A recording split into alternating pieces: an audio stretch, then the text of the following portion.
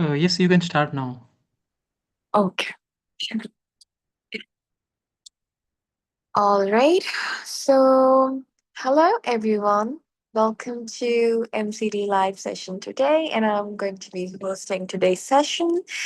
I'm Ayesha, and today's session is going to be about something really, really, really important and very less talked about.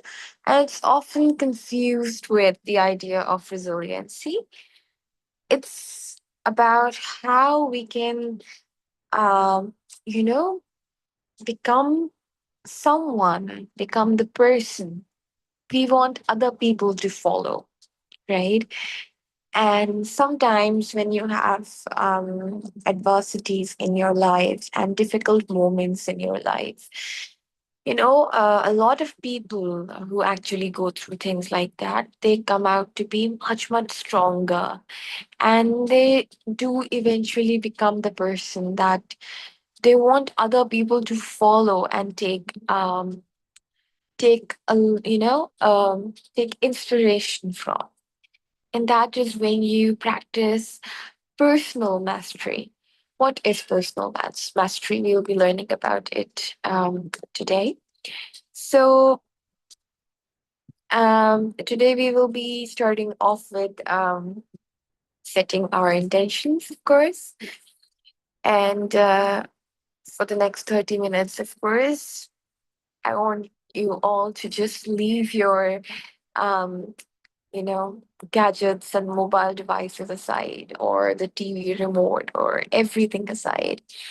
You are not supposed to check your notifications. You're not supposed to worry about replying to any messages or think about what's going to come next after this session. So, we are going to focus primarily on how we can become the better versions of ourselves in order for other people to follow us. Every time I ask, young people about their future, um, I do hear answers that are really ambitious. They are really exciting, and you would say they do sound very ambitious. Someone, of course, because I am a clinical psychologist, I usually get to hear students and young clients tell me about how they want to become therapists or psychologists, and someone dreams of studying abroad, and someone wants to build a successful business, someone wants to be a successful entrepreneur, and someone has hopes to work for the greater humanity. But we spend an incredible amount of time in planning our future, our careers, but we don't spend enough time thinking about what kind of the person we want to be while we are going after these plans for the career, for the future. Because nobody actually puts us in a form or light of reflection where we think about questions like, what qualities do you want people to experience when they interact with you? Do we get to, hear questions like that? No. We only ask questions from others, and we only get asked questions like, what do you want to be? And the first answer, the first scenario that comes to our mind is the career, the future career, or in our occupations. You can become an excellent teacher, you can become an excellent educator, psychologist even, and you will still struggle to, regulate your emotions.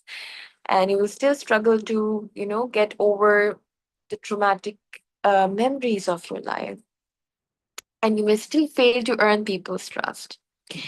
And so we will be talking about thinking beyond the idea of this limited definition of success. And we will be thinking about the person behind those achievements that we talk too much about. So we need to set a simple intention for this session, and we need to focus more on the goals that we have to set. And we have to ask ourselves, What do I need from the session today? What is this session going to help me with? Is it going to help me with becoming more clear in my mind? Maybe it's going to help me become more honest, or maybe it can, you know, uh, give us the courage to look at ourselves without any judgment. Maybe we just want to understand ourselves a little better than we did 30 minutes ago, right? So, whatever your answer is, just hold on to it. That is going to be your intention as we move towards the conversation today. So, I want you all to slowly, calm yourself down through a mindfulness activity.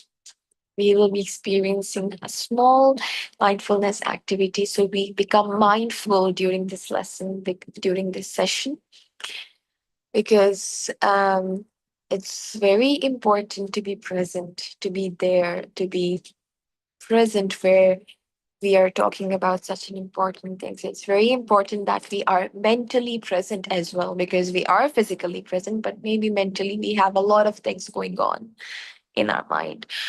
So the first thing I would like you to do is to very, very comfortably sit wherever you are. Comfortably sit wherever you are. And if you feel comfortable, just gently close your eyes and just soften them if it feels difficult to keep them closed. But try if you can, and if it feels comfortable, to just close your eyes.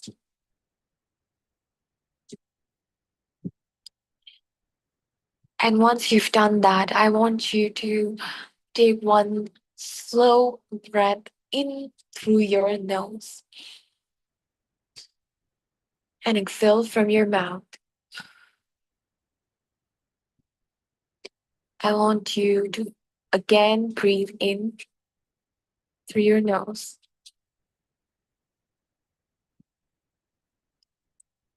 and breathe out from your mouth. Breathe in through your nose.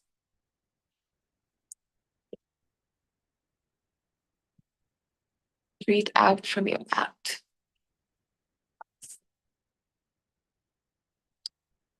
And just gently keep your eyes closed before we move forward.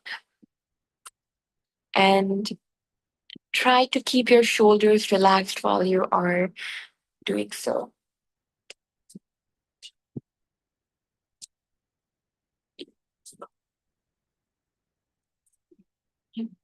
Don't stress, don't push yourself to a point where it becomes difficult for you to manage.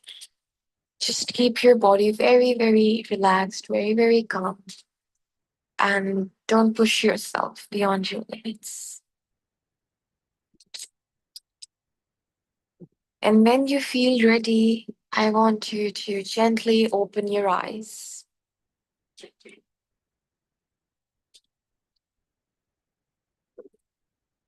I hope that felt better. And I hope that gave you the space to have the attention, and attention with intention, for this session to be meaningful for you.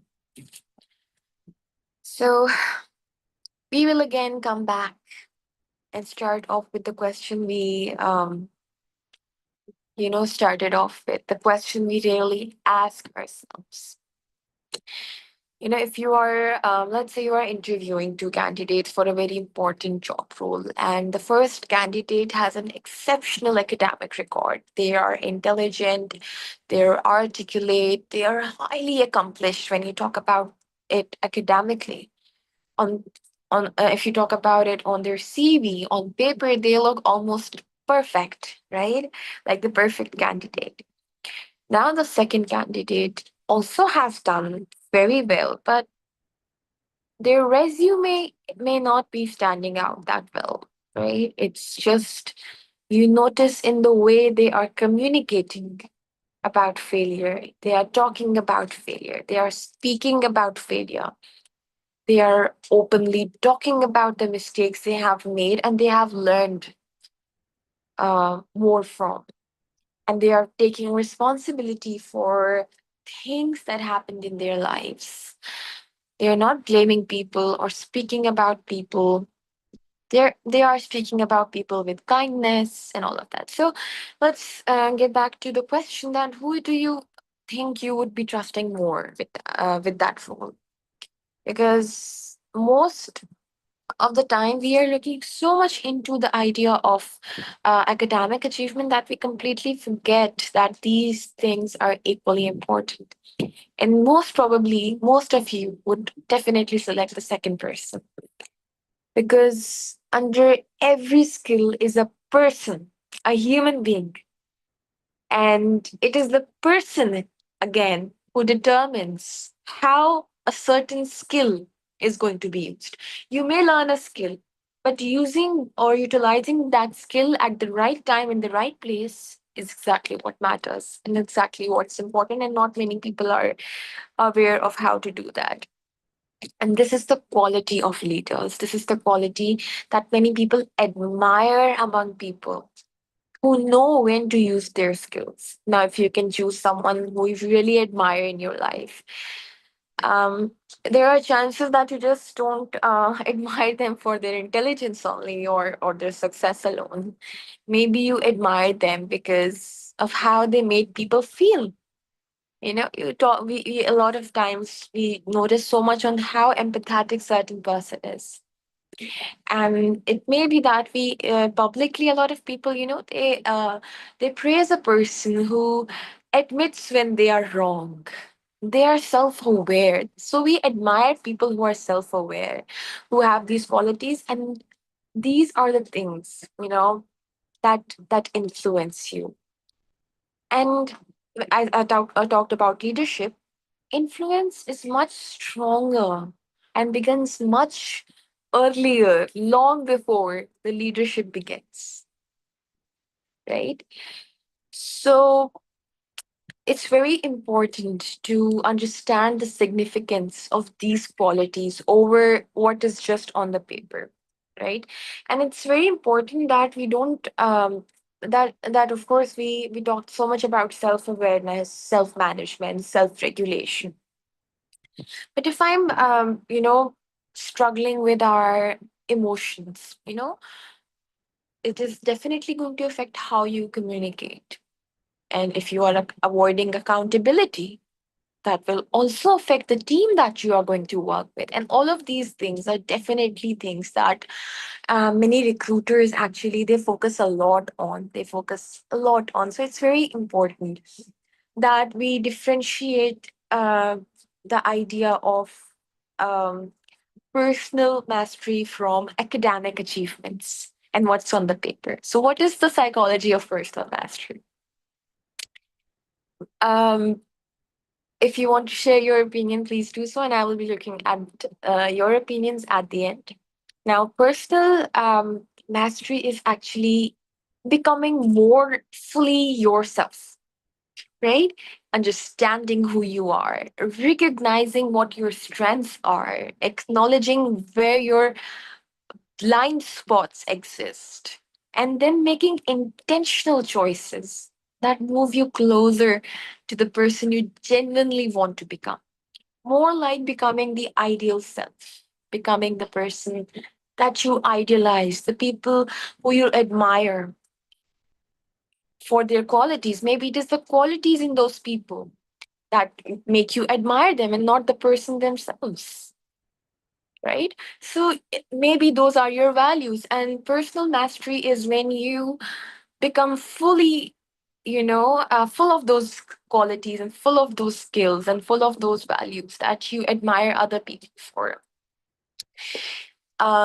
We can, you know, think of it in that way that personal mastery is like a lifelong process, you know, because you can say that it comes from practice. A lot, we have talked so much about pause, think, and then choosing. That is one aspect of how we can become, you know, masters in who we really are, rather than just, relying on um, the image of ourselves. We need to be completely ourselves.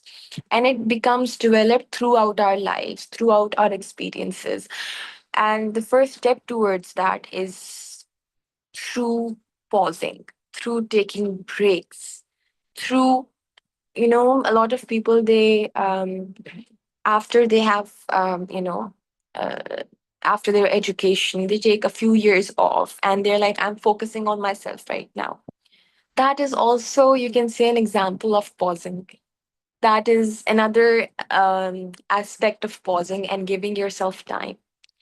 And you don't become emotionally mature in one day. It's because it's not something that you graduate in. It's not something that you are uh you know it's not a destination that you have to reach. It is practice. Practice is what we have been focusing on since the beginning. Just like we have physical exercises, physical fitness, and it's not something that we achieve within a week. We try to look out for shortcuts, but that's not how it happens. And you cannot keep it forever, right? You cannot practice for 30 days and you give up for 6 months and expect that you remain physically fit for the next 6 months. That's not how it works. You need to keep on repeating, you need to keep on working, you need to keep on practicing, right? Every conversation, every disagreement, and every disappointment in your life, every difficult decision, all of these are another opportunity for you to practice the kind of person you want to be.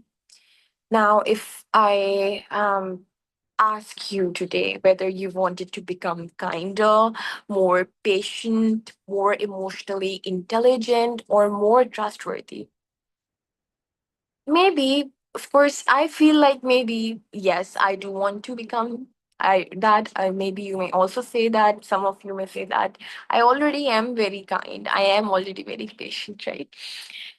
Now, these are very beautiful to sound qualities, right? Because we are talking about them. But the actual question is whether our daily behavior is reflecting it. We may say that we are very kind. We may say that we are very empathetic. We may say that we are self aware. But our choices, do they reflect that we are self aware? Do they reflect that we are resilient and are able to have better thoughts through practice? So, this is the point where you realize where you are standing in terms of this concept, where you are standing in terms of personal mastery.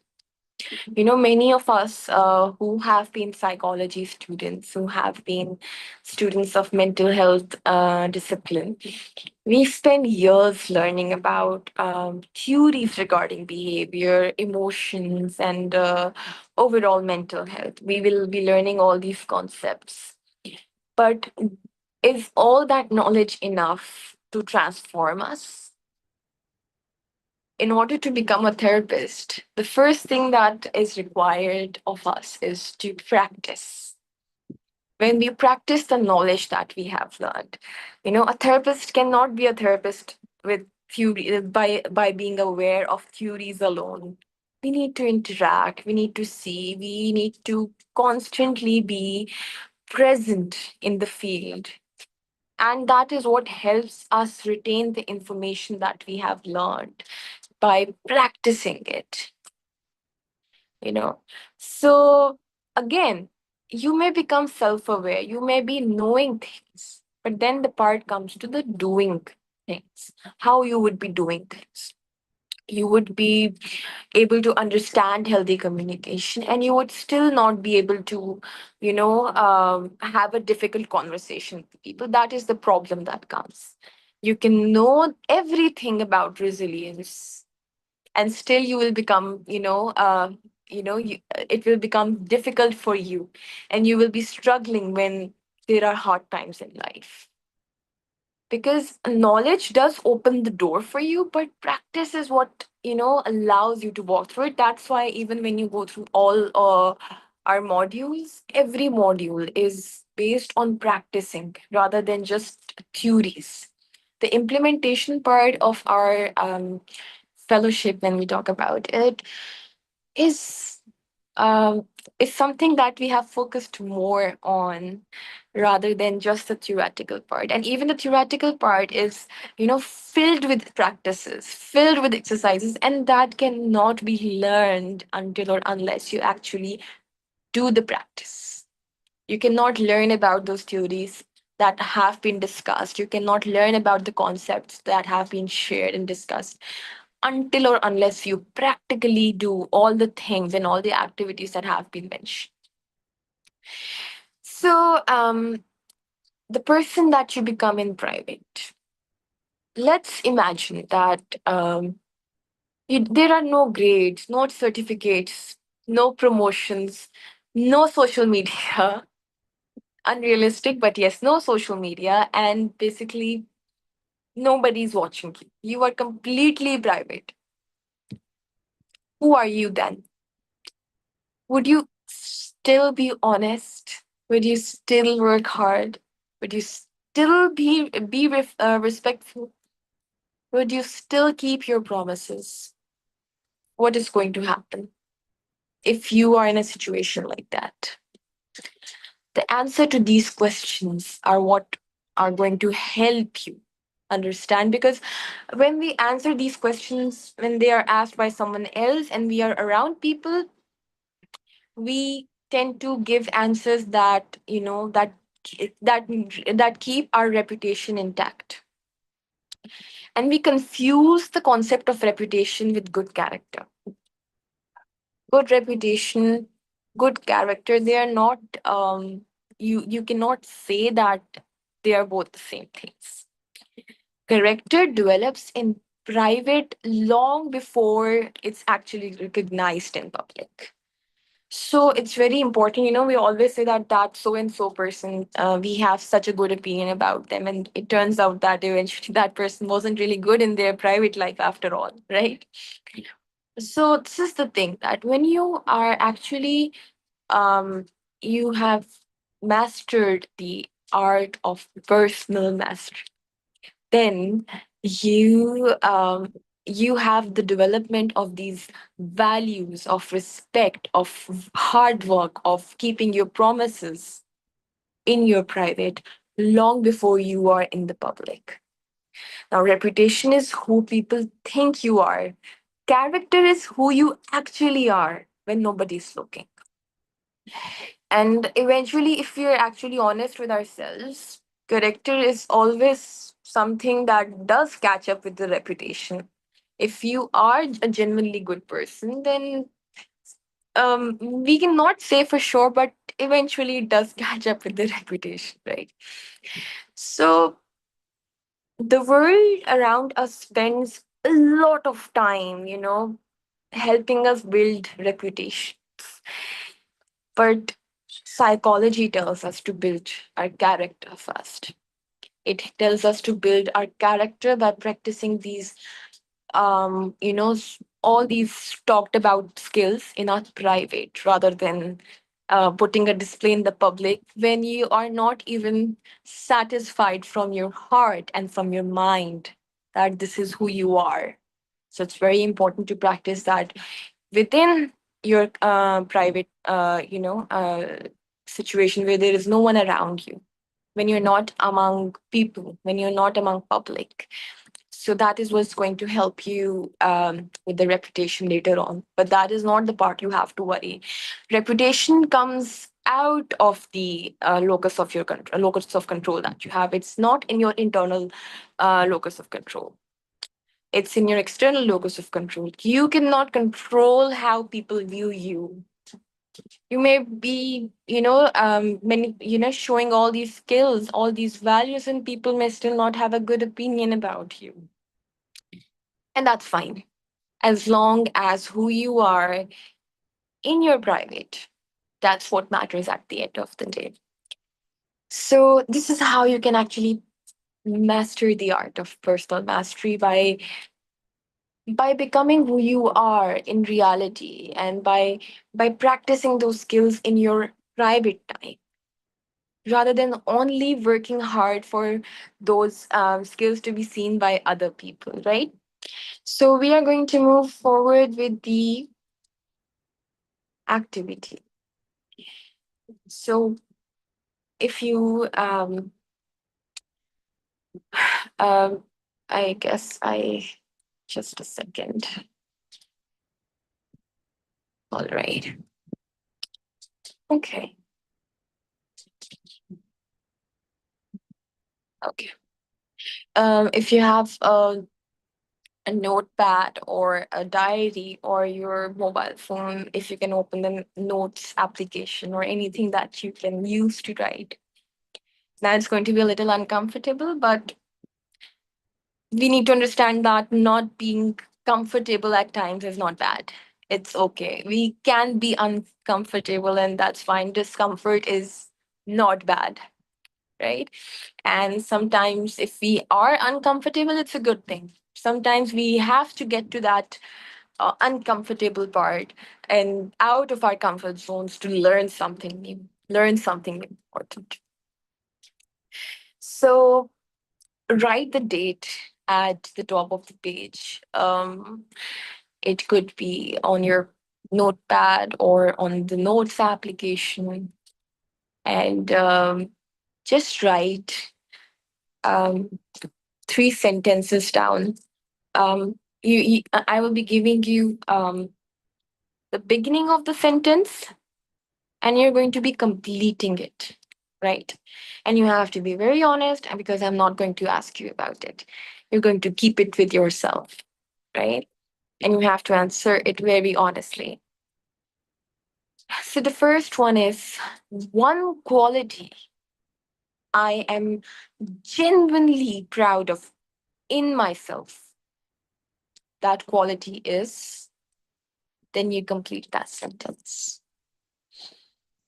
One quality I am genuinely proud of in myself is.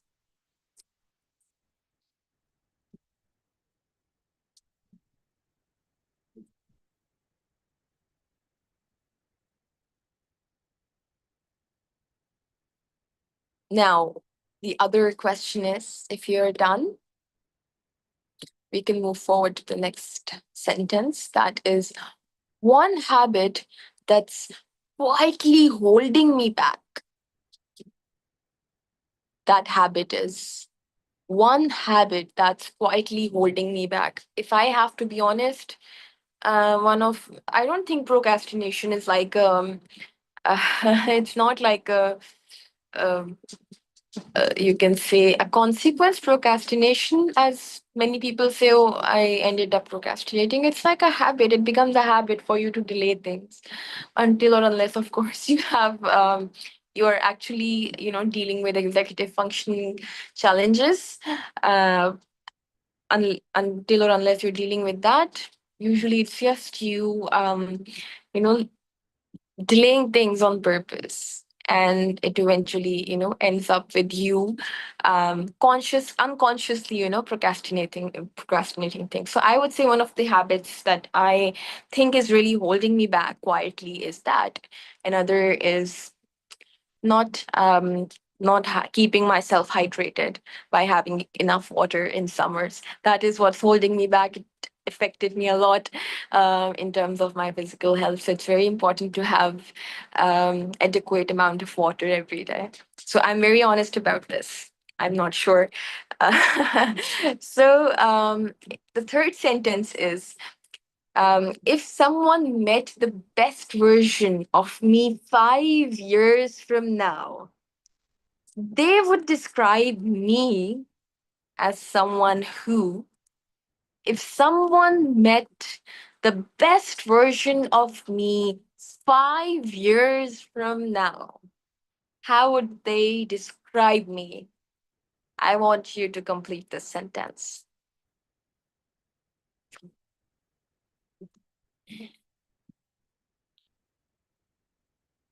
All right.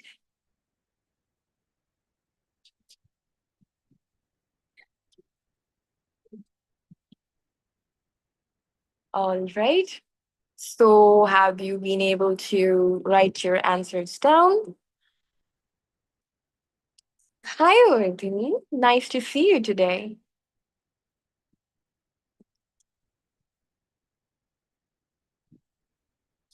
All right.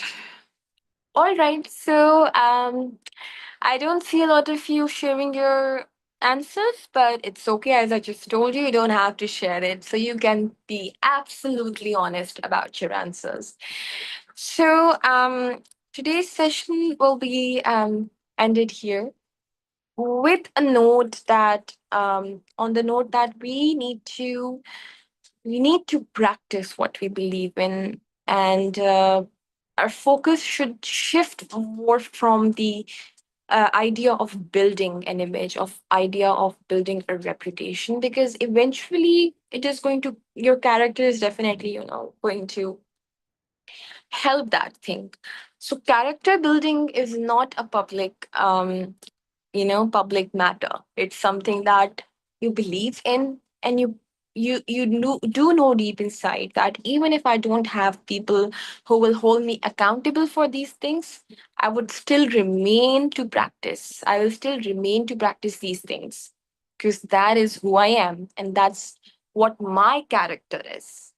So you shouldn't be worrying too much about building a reputation. Once you are doing these things and building these skills in your private, they will start, showing up and be demonstrated in your actions in the public as well. Unconsciously, you won't have to make conscious effort for that, and that is how people will start to follow you, because they will see that you match your words, your actions match your words. And people do recognize that whether you are making efforts consciously or something is being done unconsciously, because that's who you are. So people do recognize this thing. So it's very important to learn the art of personal mastery. I hope,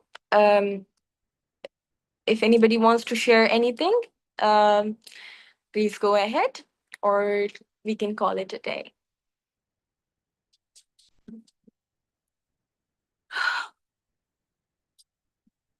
It's been a long time, so, I'm seeing all of you after a whole week, I guess.